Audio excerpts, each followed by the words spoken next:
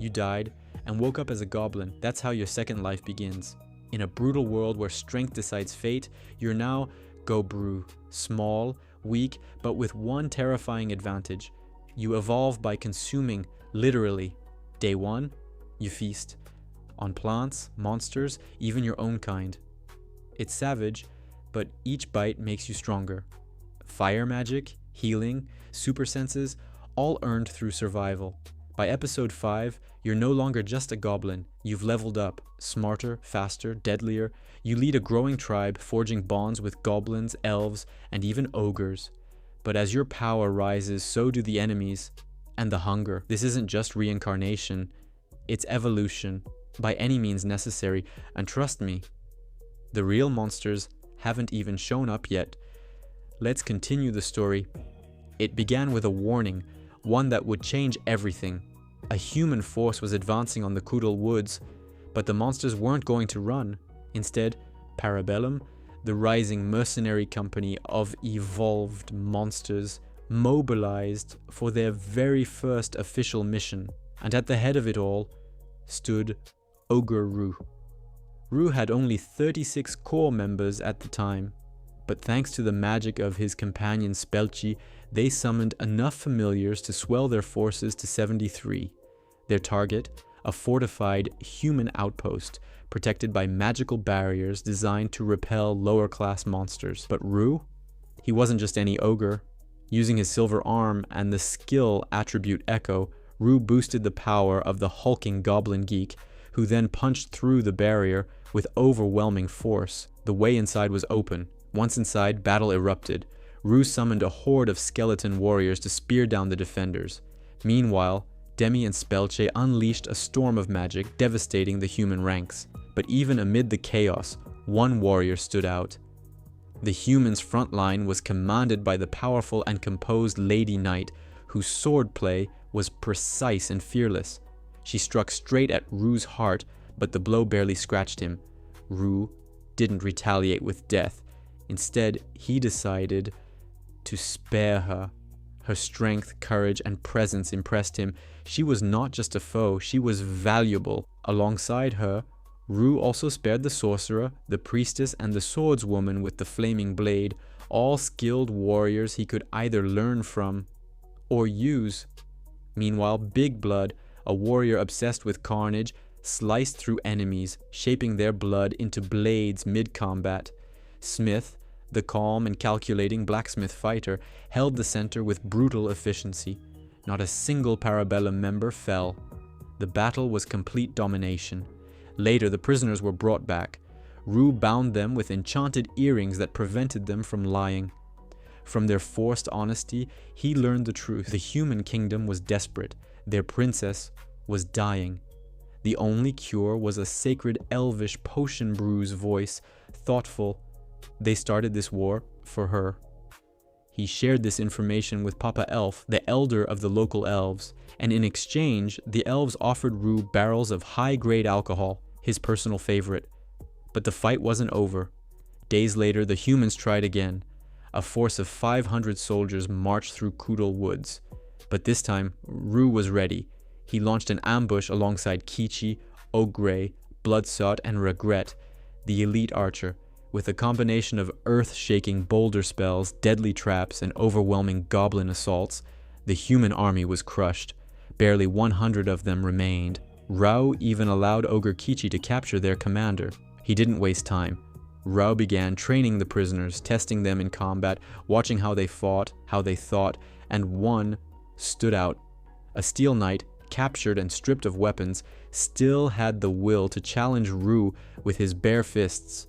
Rou admired his spirit and gave him a place in Parabellum. Not all enemies needed to die, some could become allies. And then fate twisted again. The elvish potion, the cause of the war, was gifted freely to Rou by an elf alchemist whose daughter he had once saved.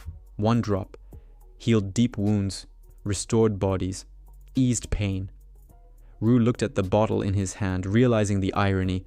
The humans went to war for this.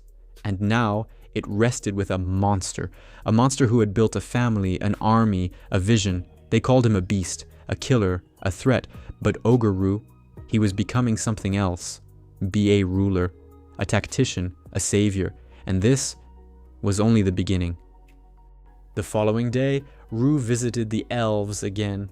Though many were uneasy around humans, Papa Elf, the village elder, welcomed him with open arms. Talks turned serious. There was one final strike that could end the war if Parabellum was willing. Rou agreed on one condition: continued payment. But war wasn't the only thing on his mind. Rysel, one of the captured knights, approached him with a personal request. The princess, his future queen, was dying. Rysel begged for a drop of the elvish potion Rou now possessed. Rou's voice, thoughtful. Helping them could earn us an ally, but interfering in divine matters is dangerous.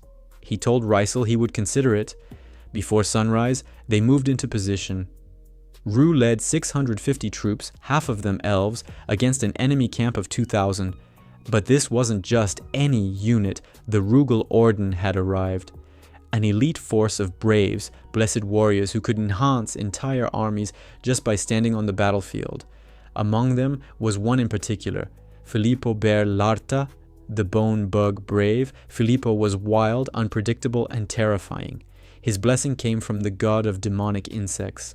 With it, he summoned Uno, undead parasites that turned corpses into agile monsters. Filippo claimed he was no mere hero. Heroes shine alone. Braves like me command legions. Rou quickly realized this was no ordinary enemy. Filippo unleashed wave after wave of corrupted undead. His attacks were chaotic, explosive. He even summoned Ilium, a beast so deadly it was classified as a natural disaster.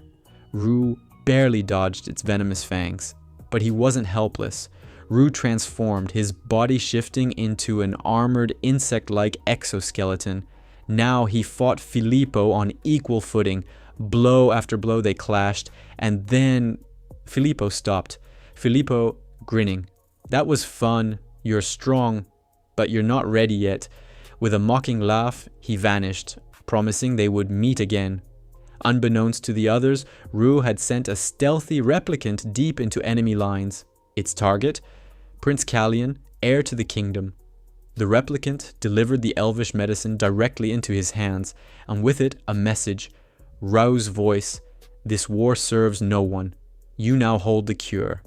End this, before more blood is spilled." Rou regrouped with Bloodsout, Kichi, and the others. Though victorious, they had suffered losses. 30 soldiers, goblins, hobgoblins, kobolds, elves had died. He held a ceremony. Bodies were cremated, prayers whispered, not out of sadness, but respect. Rou stood among the flames, silent. He didn't cry, he didn't scream. He promised. Rou's inner vow: "I will become stronger, for them." And so Rou continued down the path of evolution. He had defeated armies, clashed with God's chosen champions, and spared both enemies and allies. He wasn't just a monster, he was a symbol of change, a strategist, a leader, and the world was just beginning to understand the power of Ogre Rou. After the bloody clash with the humans, Parabellum was forever changed. Many of its warriors, goblins, kobolds, and even humans had evolved. Their bodies, their skills, their minds, stronger than ever before. Among them, Habji had worked non-stop to heal the wounded, and through his efforts, he evolved into a half-saint lord. He could now conjure a shell field, a holy barrier tough enough to withstand 20 direct blows from Rou himself. Then there was Hopfu, the food-loving ghoul who had eaten nothing but zombies for days. As the old saying goes, you are what you eat. And she truly was. Nearby, Habme, now a Dodo Mechi, had become an elite support specialist. With powers like remote viewing and entroscopy, she could scout enemy territory better than Rou himself. But it wasn't just their bodies changing, it was their hearts. Even the goblins, known for being selfish and chaotic, now mourned their fallen comrades, and trained harder in their honor.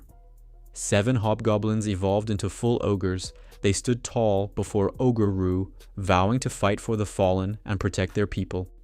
Among the kobolds, their leader evolved into a warrior kobold. He swore unwavering loyalty to Rou, who accepted but gave him a safer nickname, Akita. just in case. Then came the prisoners. Rou gathered the human survivors and gave them a choice: leave peacefully or join as provisional members. Some scoffed. "We're stronger than goblins," they said. "We shouldn't be treated like rookies." They demanded a duel and challenged the leader of Parabellum. Rou accepted with a smirk. Two of them, a Flame Lord and a Gale Lord, activated their orb weapons, artifacts of immense power. But even with that, they fell before Rou's unrelenting strength. One arrogant fighter tried to take Dami from him. That earned him a few extra bruises and a taste of Dami's blood to heal the damage. Other provisional members were more humble. They gave their thanks. Rou, recognizing their sincerity, welcomed them with open arms. He appointed Ogre Kichi as head trainer, brought in dwarven blacksmiths, and introduced them to Smith, their own master artisan. There was tension at first, but Rou hoped their collaboration would birth powerful new weapons. Rou then turned his attention to magic. He tested new synthesis skills, combining abilities, summoning undead, and even forging weaknesses together. But not every test went well. One summoned monster turned on him, others yielded only exhaustion, so he paused the experiments for now. The next day, Parabellum began renovations. Their first project? A hot spring. Rou planned to offer it to their elven allies, maybe even convince Papa Elf to visit. He also visited Dryad Dorian, who gifted him enchanted seeds, faster growing, tastier, and more nutritious than anything else in the forest. Rou returned, ready to launch his own farm. For once, he wasn't leading a battle. He was building a home. A few provisional members chose to leave, returning to their homes. Others, noble captives, who had been hypnotized by Dami, became spies for Parabellum, scattered across the kingdoms and empire. And with the human army withdrawing, the war was officially over. At the Lutro banquet, the elves honored Rou. One elder reflected on the past, on a brother who once left the forest in search of the outside world. Now, thanks to Rou, they had found a new place to call home. Back at camp, Earth unearthed the last of the spirit stones, once protected by Velvet, the wizard, and returner, the carbuncle. Rou consumed them with gratitude and gained powerful new abilities like photon ruler and gravity control. Then he built it, a monstrosity made from black skeletons and replicant matter. The skeleton centipede, terrifying? Yes, but it was also their ride, meant to transport the humans safely back home. Some didn't want to leave, but Rou reminded them he had made a promise and he intended to keep it. Before departure, Rou gave one last order: 4 rules, simple but vital. 1. Gather as much intel as you can. 2. Handle trouble yourselves. 3. Train and level up. 4. And above all, do not die. If you enjoyed this video, give it a thumbs up, drop a comment below, and hit that subscribe button. Your support means the world